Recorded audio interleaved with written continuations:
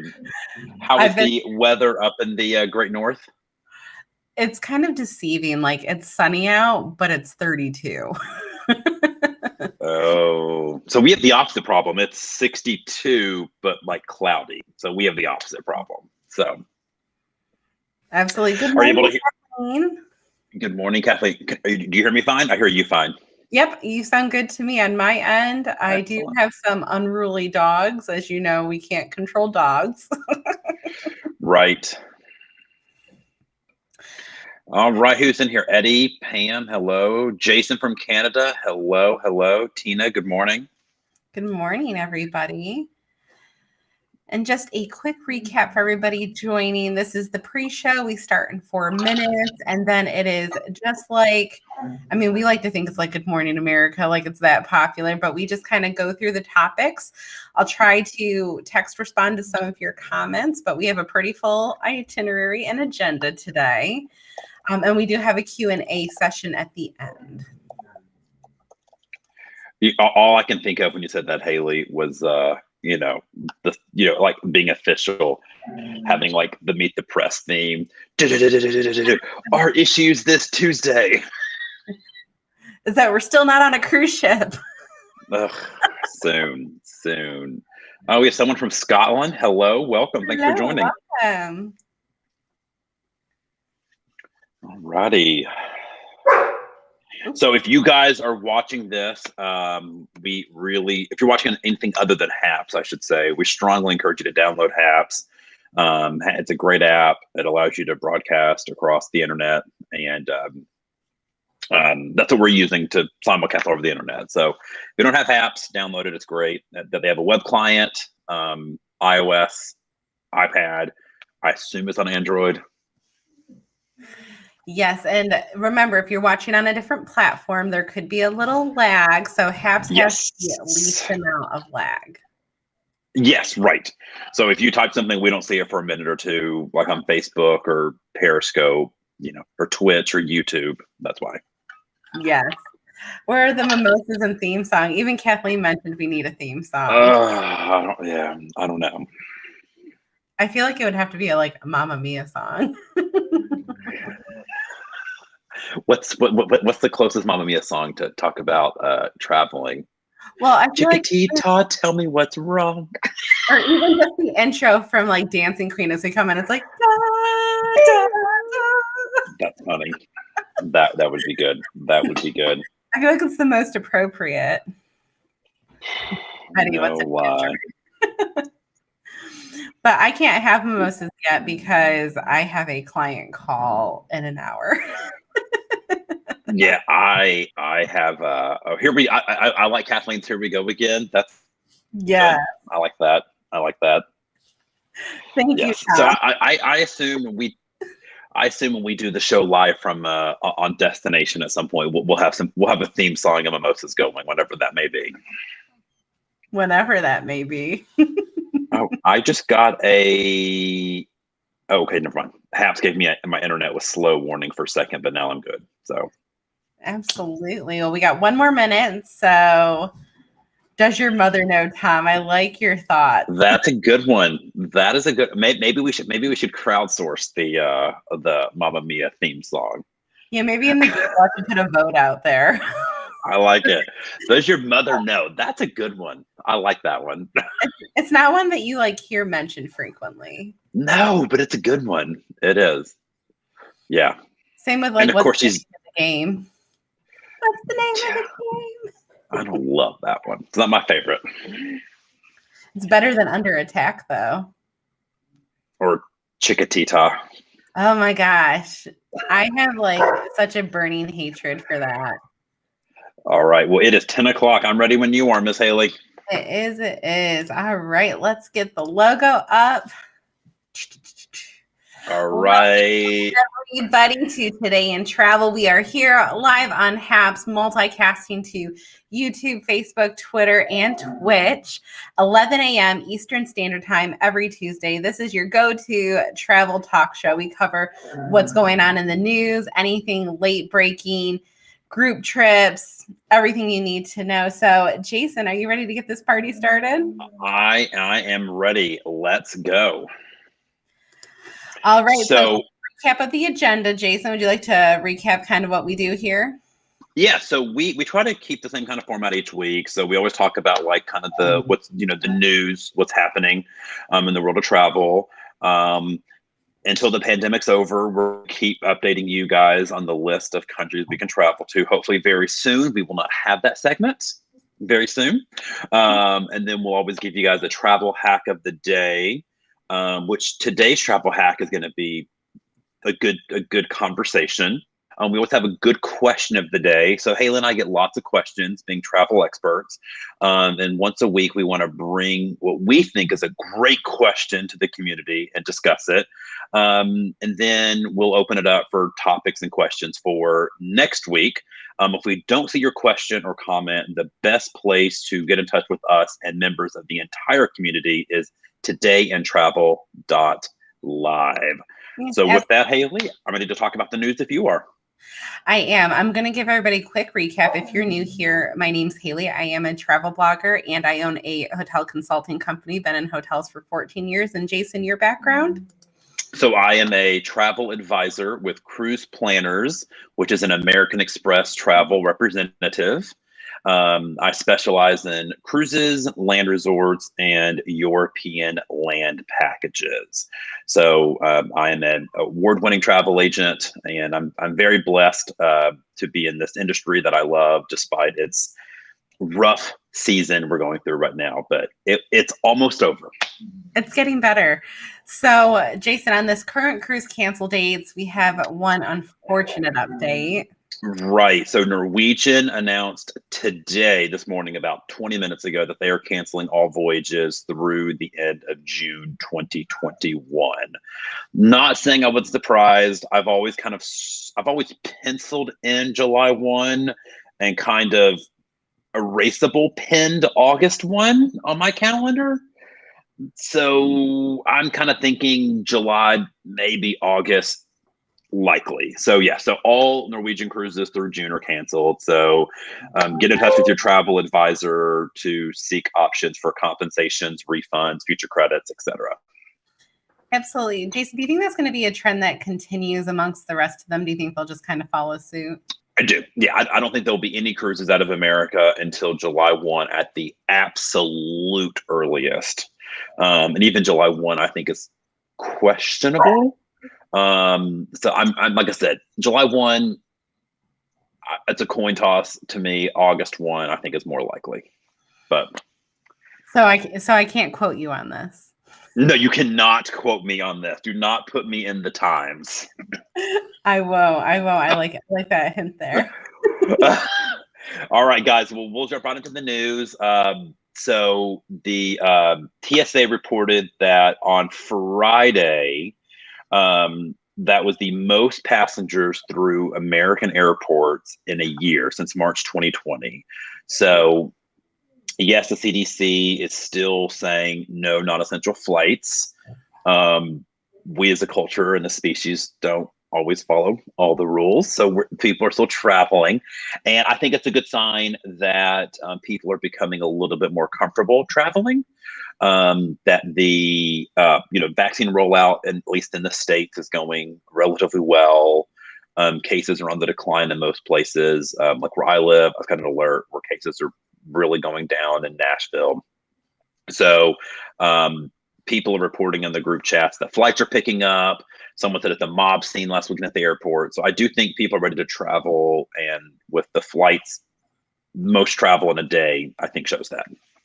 Absolutely. And that's a trend that we're noticing when I'm sitting on brand calls with different hotel brands throughout the week, revenue management, et cetera.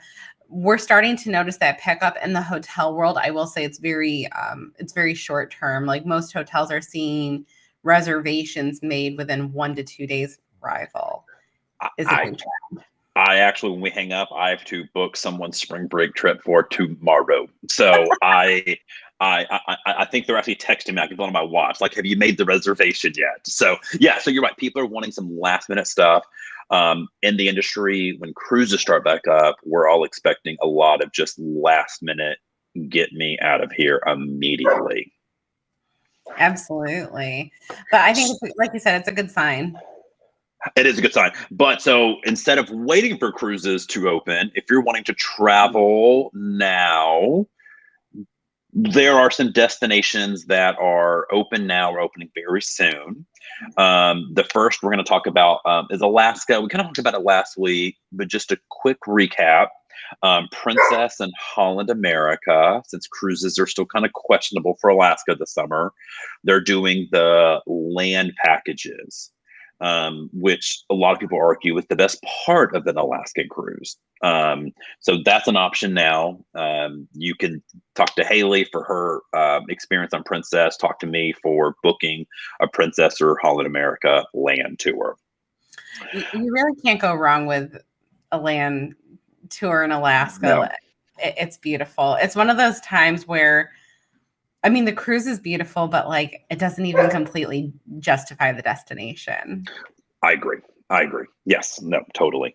Another place that's open now is the Bahamas. So a lot of my clients are going to the Bahamas. Baha Mar is a crowd favorite in the Bahamas. Atlantis is a favorite. There's a lot of sandals properties there. So not just the Bahamas, but kind of the Caribbean. I'll put that list or that destination on there as well. So lots of Mexico, Jamaica. The resorts are largely open. So if you're wanting to travel, that's an option. One that I am most excited about is the island nation of Greece. So they are hoping to allow all foreign visitors, including Americans, very soon. I mean, they're using words like they're using words like imminent, soon, around the corner. So you're probably going to have to prove you've been vaccinated, or have antibodies, or have a negative test. So they're still kind of working out what level of comfortability do they have with allowing visitors there. But it looks like travel to Greece could happen very, very soon. So yeah, I believe they're calling as early as May 14th. And it's so funny because I was literally texting you, I think, 4 days ago, where I was like, I'm just going to book a flight to Greece for the summer. And if it cancels, I'll just cancel it. And you're like, no, you should wait. I was like, just wait. So that's an option. We talked about Hawaii before, but Hawaii is opening up. They're unique as far as the state, since they're an island, obviously. They're requiring a 72-hour negative COVID test before you get there. So Hawaii is a great place. So you'll have to prove your. We lost you for 1 second, but you're back. Oh gosh. The one thing I wanted to key in about Hawaii is, up until recently, I know that they're trying to all get on the same thing. Sorry, my dog has separation anxiety. But they're all trying to get on the same thing, because Kauai was actually doing a completely different program than the rest of the island. So, and then they're also looking at vaccine passports going forward. Right. So I think that's great. So those are just a few places that you can visit now or very soon. Now, you might ask, how am I going to get to some of these places? Like, I want to go to Greece. I want to go to Hawaii. I want to go to the Bahamas. How do I get there? Luckily, flights are becoming much more available to go to Hawaii and international destinations. British Airways, a couple days ago, has called for vaccinated people to be able to fly without any restrictions. I have a lot of questions about how they implement this. Yeah, I don't necessarily think it should be a free for all. I agree. Yet, I personally would actually prefer, and I think a lot of this comes down to supplies. I'm personally a big proponent of having rapid tests at airports. Me too. I agree. Because I agree with you. Unfortunately, as we've seen, and we've preached responsible tourism and travel, be smart. We've seen people that just don't care, are very selfish, like the couple that was COVID positive in California and still hopped on their flight to Hawaii. I know. Irresponsible. So I think there still needs to be some precautions, but it needs to be loosened. Like one of the things, like I was saying with the testing, like here in Rochester, getting a rapid test or a test within 72 hours is not really possible here. Right. So I do kind of think with the vaccine rollout going so well, we've kind of forgot about the whole testing thing. So I do think I think testing is still going to be very important for a long time, and we'll kind of get into testing again and just in the next topic. So let's hop down to the next slide here. I have to scroll because we have so many great slides. So talking about testing, a lot of places, especially resorts, are asking, are resort bubbles the logical next step to keep their property and their environment safe? So kind of the rough idea is when you get there, you have to take a test. You have to wear basically a tracker, and you can't leave the property for 3 days. Okay, and you're able to use the property because you got to wrap the test when you got there. Some places are even talking about doing another test, like a regular test, not a rapid one. And so for the first 3 days, you can't leave the property, but they want to do contact tracing in case stuff comes back positive. So they're just really trying to create a bubble at some of the resorts. Some places in Hawaii are also looking to do this as well. I kind of imagine this is what cruises are going to look like a little bit, to kind of create a bubble. So, I mean, what do you think, Haley? I mean, we've seen bubbles in sports. Does it make sense in the travel world? I think it does to a degree. Like I mentioned earlier, Kauai, out of the Hawaiian Islands, has been doing this for a couple months because they completely shut down to just 14-day quarantine only, and were permanently shut down for a while. Because they don't have a ton of resources. And there are 5 hotels that participate in it. I know the Hilton Garden Inn, that's one that sticks out in Hawaii. I don't think that's necessarily a bad thing, especially with a destination like Hawaii. When you're dealing with a jet lag, you're kind of, as you and I know, down and out for the first couple days. Yep. Yeah, I think it makes sense. I mean, you're kind of on house arrest, and a lot of places that you need to keep in mind as well is that you will pay for that bracelet that you have to wear. Yes. So that is something to keep in mind too. So I think that's great. So I mean, we'll see. I mean, look, everybody in the travel world is just desperate to get people back to their property or on ships or within their country safely and as quickly as we can. So right this morning, as Haley and I were getting ready to prepare to go on, there was a little bit of breaking news with Virgin Voyages. So Virgin Voyages CEO was on the news this morning. I believe it was Good Morning America, and announced, because of how well the rollout of the vaccines were going, and because of President Biden's pledge that there will be enough vaccines available for all adults who want them by May, Virgin Voyages made 2 announcements today that I thought were interesting. One, all crew and all passengers are going to be required to have the vaccine to board. Like, period. And 2, they are really hoping for a July launch of their cruises. So there's been lots of talk. So Crystal Cruise Line, which is a small brand, has already said vaccines will be required. We've seen Royal Caribbean with the Odyssey of the Seas in Israel. Vaccines are required for that as well. So I think it's just a matter of time before all the cruise lines say vaccines are going to be required. I think everyone's going to do it. I think everybody's going to do this as well, because cruise lines, and this makes me so angry. Cruise lines get such a bad rap. You hear that term, floating petri dish, and things of that nature. I get so angry, but because of everything that's happened, they cannot afford to have any missteps in this. Like one major outbreak and it's done. Like it will tank that industry. Like this needs to be so careful. So I think everybody's going to follow suit. I'm okay with it. It's what we've kind of preached the last couple episodes. If you want to play, you got to play by the rules. I agree. And I do think Virgin is going to be unique in a unique position in the industry since they're already adults only. And in the United States, only adults right now can get the vaccine.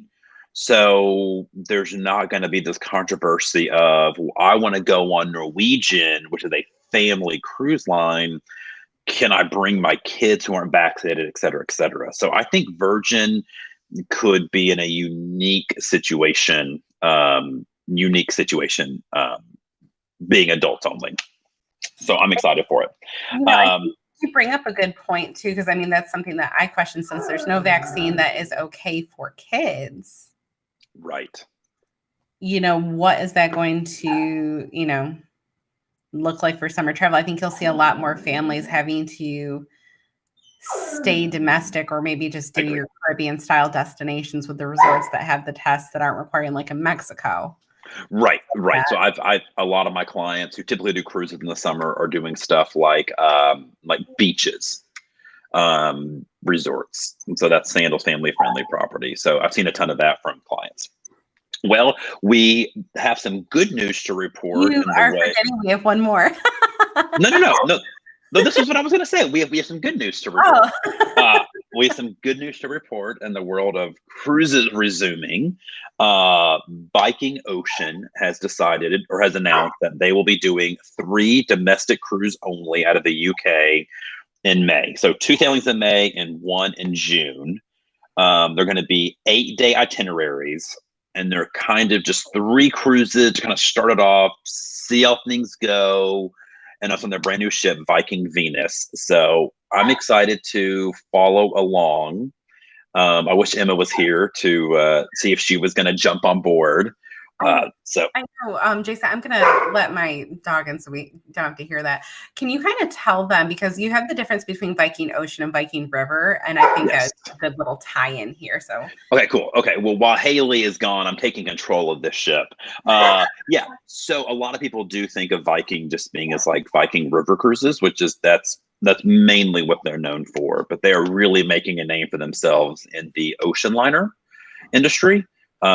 So they're big in Europe. They're trying to be big in America. They're going to be more of a premium style. So I would compare them to like your Princess, your Celebrity. And so the Viking Ocean kind of fits in there.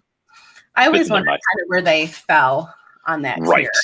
Yeah. So I mean, they're definitely a premium line. Their ocean ships look beautiful. I would love to get on them. So with that wraps up the industry news. We do have a little bit of today in travel news. We talked about Greece. I love Greece. As we discussed before, the Resilient Lady is going to be Virgin Voyages' 3rd adult-only ship. It's going to be debuting in summer 2022 in Athens, doing 7-night itineraries around the Greek Isles. And so Haley and I are very proud to announce that our 2022 group cruise for Today in Travel is going to be on the Resilient Lady, the inaugural sailing in August 2022. The ports of call will be in the Today in Travel. We'll post all of it in todayintravel.live. But I am just super excited. 7 nights. We're going to overnight in Mykonos. Like, I cannot wait to sing Dancing Queen with you, Haley, running through the streets of Mykonos.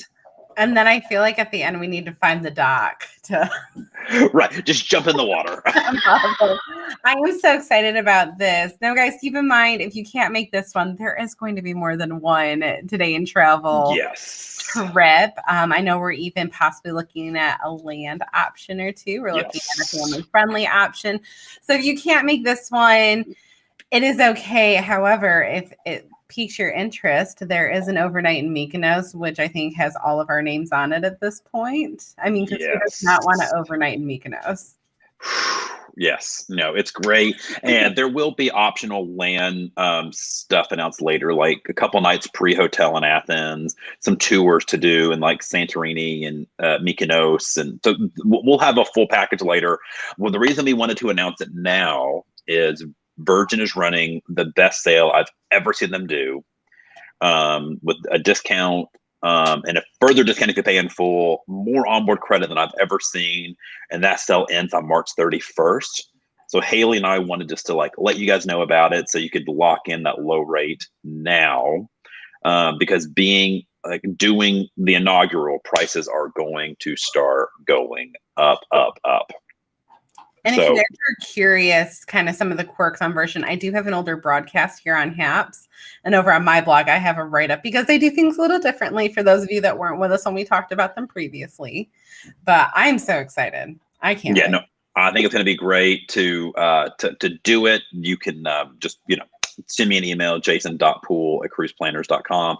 We'll have a website up soon. We'll put it all at todayintravel.live. So I am super, super excited. So let's talk about, if you don't want to wait till August 2022, where can you go now?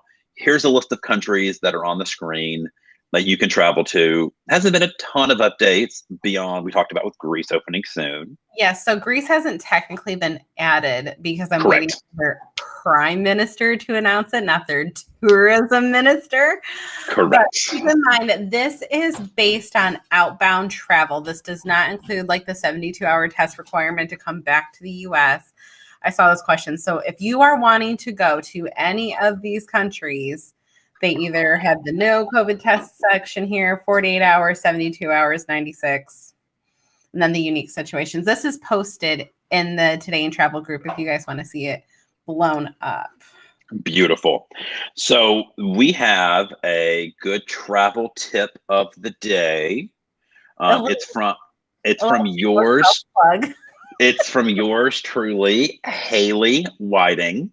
She has a great blog about travel, HaleyWithTheFlair.com. So Haley, why don't you tell us what your travel tip of the day is?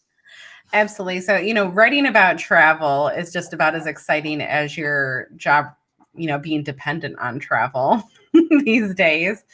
But, I sat down this weekend and I wanted to come out with something great because, I've created some travel guides over the pandemic. I'm like, what can people use right now? And I came up with a list of 5 things that you need to do before you restart travel. Now, there's more notes in there, but to give you some little sneak peeks, some of the things that you should be doing is you should be tallying all those credits and rewards miles that you have, any Sky Miles, hotel points. Look at the expiration dates and make sure that you're using those soonest expiring ones going forward, because there's news articles, I swear, every other day about consumers getting upset that they didn't pay attention to their expiration dates and they've lost credits. Yep. So there's tips like that. There's 5. It's a short read, but it's over on my blog, and I highly encourage it because these are just some of the things that you need to do before you get going. No, I thought it was great. As a professional in the industry, even I was like, I haven't thought about 1 or 2 of these before. Okay, that's good. So yeah, great job, Haley. I agree with all 5 of them. Now we have a great question of the day. Are travel credit cards worth it? I'm going to preface mine a full disclosure. I am an American Express travel representative. So full disclosure on my biases toward American Express. I will say I had American Express before I became a travel advisor. Okay, so there's my full disclosure. Haley, do you have a travel credit card? I have a couple, actually, the American Express Platinum, and then I also have the Delta Platinum American Express card. And I'm actually looking to dump the Delta Platinum Amex in a couple months. I am debating about giving the Sapphire a spin, because pretty much when you see travel credit cards, it's the Platinum and the Sapphire.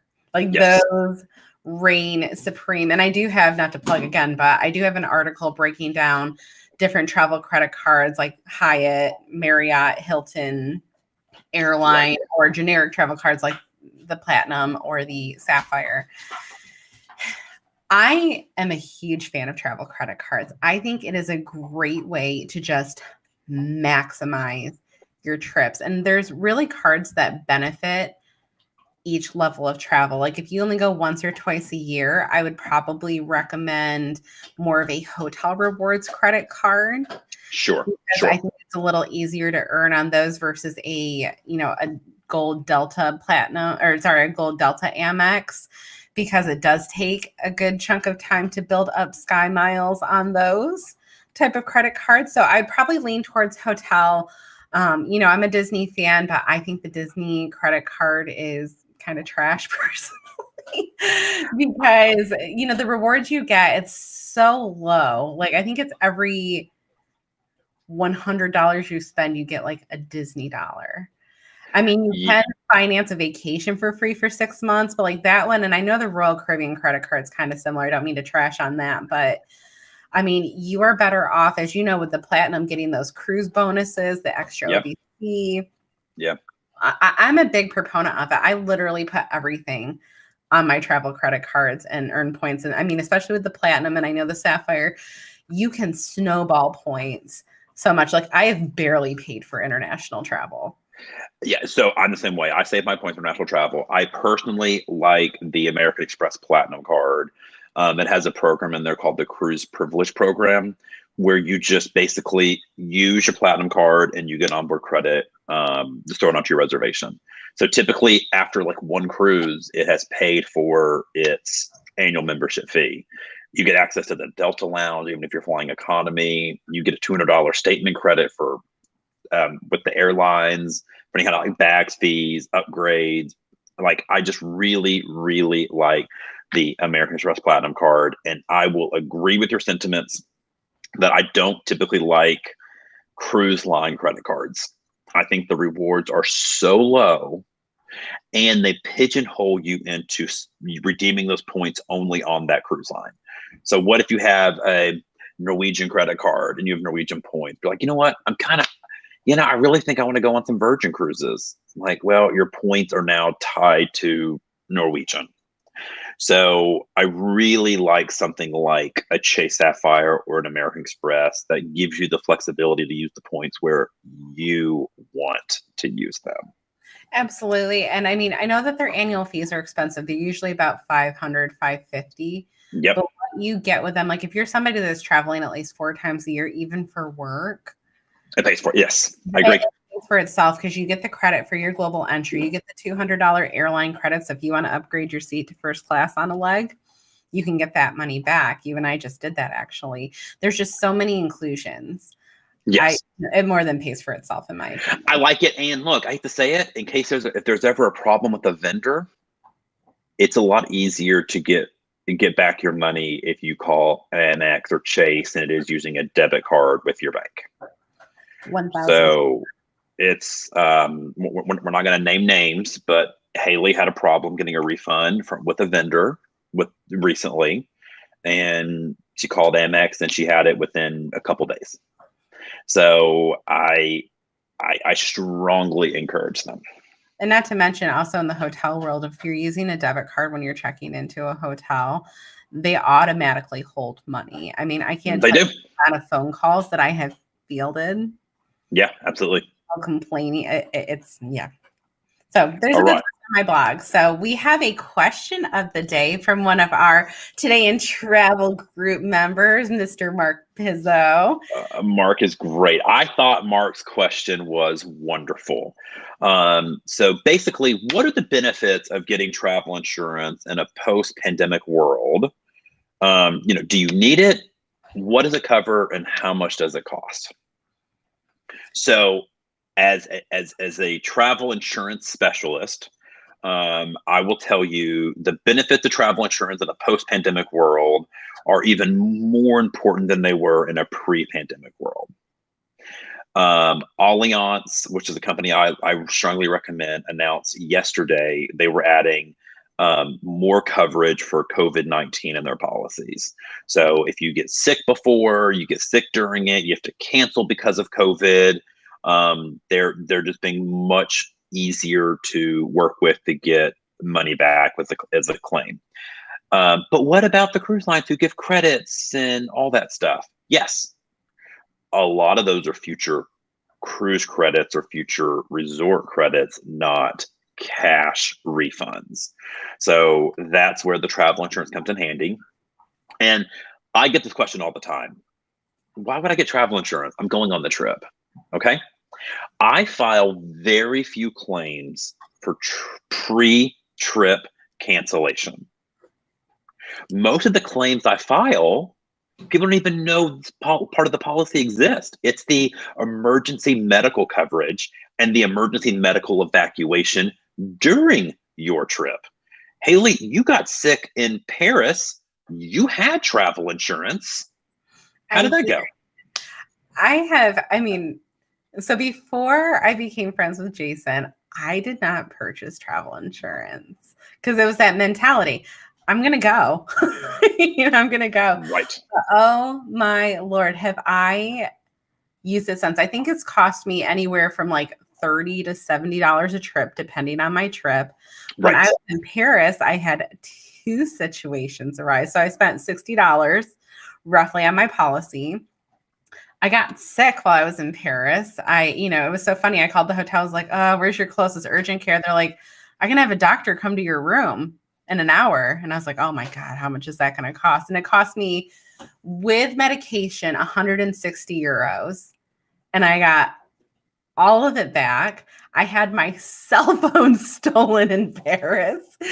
And when you have a police report, you send that in along with the notes that you called your carrier, and they reimburse you for your phone. I mean, I also had that when I was in Cozumel. I remember coming back from Cozumel, my flight got rerouted. It was a huge mess. And I called Jason. I was like, hey, there's a flight on Delta that gets me out tomorrow morning. That's easy peasy. And I switched. They paid for it. They paid for it. Yeah. It covered, what was it, $200 to $400 per ticket. Yeah. It covered my hotel, my meal that night. I mean, it was a no-brainer. Yeah, it's just that, look, anything can happen, right? I have had clients whose wife, like her gallbladder had to have surgery, emergency surgery when she was in St. Thomas, right? My mailman, his appendix ruptured when he was in Nassau, right? Like he had to be life flighted back to the States, $100,000 medical bills. He was really glad he bought travel insurance. Just got reimbursed for all of it. So I am a strong fan of getting it less. I personally think the pre-trip cancellation is like 10% of why I buy travel insurance.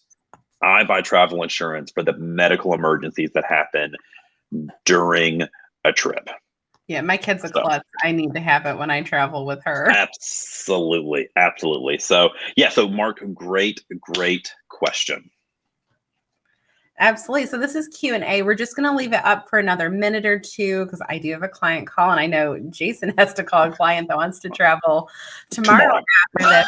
So guys, remember, if you have questions, you want to be the featured question of the week, join us at todayintravel.live. This is an online community. This community is not Jason and I just talking at you. We want to know your favorite places to travel. What are your travel hacks and tips? Ask questions in there. If you're even another travel agent that has a promo for a Riu resort, like throw it in there. It's a free for all. Like if you're a travel blogger that has a new great article, throw it in there. Like this is a think tank all about travel. No, I totally agree. I love this, and looking forward to talking to you again next week about the world of travel. Absolutely. And a little plug, we're going to have a special guest next week. Oh, exciting. All right. Well, Haley, until later. Absolutely. Have a great day, guys. Bye-bye. Bye.